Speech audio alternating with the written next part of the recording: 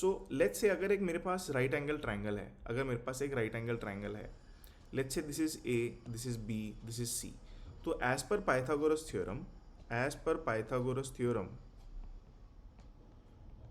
A square plus B square is equal to C square, A square plus B square is equal to C square, ये आपने पिछले कुछ classes के अंदर भी पढ़ा होगा।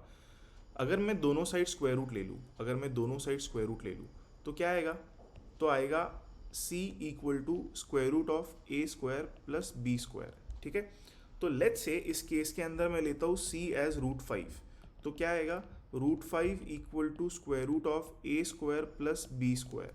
क्या मैं √5 को 1+4 लिख सकता हूँ? क्या मैं √5 को 1+4 लिख सकता हूँ? जी हाँ।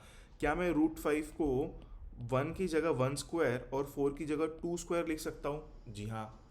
तो आप a को ले लीजिए 2, b को ले लीजिए 1, तो c आएगा आपका √5। मैंने इस पर्टिकुलर इक्वेशन को इस इक्वेशन के साथ में कंपेयर किया है।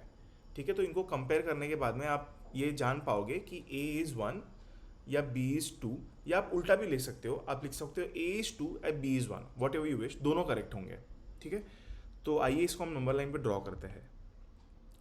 तो दोनों मेथड में बताता हूँ, आप ले लीजिए पहले केस में a को 2, b को 1, तो लेट्स से मैं यहाँ बना रहा हूँ 0, this is 1, this is 2, this is 3 and so on, -1, -2 and so on.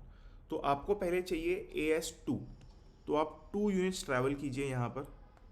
ठीक है, और फिर आपको चाहिए b एस 1, तो आप 1 यूनिट ऊपर ट्रैवल कीजिए, तो ये हो गया आपका 1 यूनिट, ये हो गया आपके 2 यूनिट्स। अगर आप इनको ज्वाइन करेंगे तो ये होगा आपका √5 यूनिट, ये आपका होगा √5 यूनिट।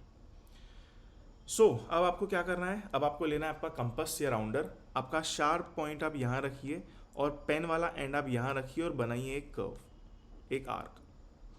ठीक है, ये आर्क आपका जहाँ भी कट करेगा, उस पॉइंट को हम कहेंगे √5, आप दूसरा मेथड भी यूज़ कर सकते हैं। दूसरा मेथड मतलब आप a को